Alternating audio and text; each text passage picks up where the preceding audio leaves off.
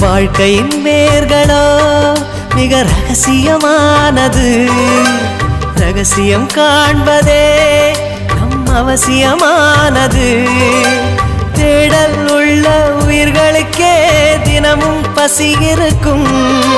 தேடல் என்பது உள்ளவரை வாழ்வில் ருசி இருக்கும்.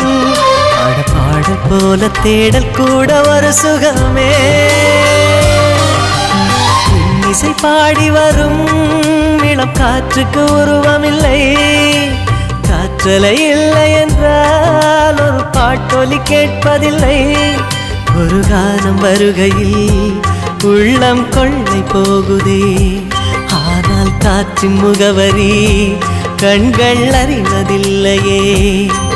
இந்த வாழ்க்கையே ஒரு தேடல் தான். அதை தேடி தேடி தேடும் மனது தொலைகிறதே.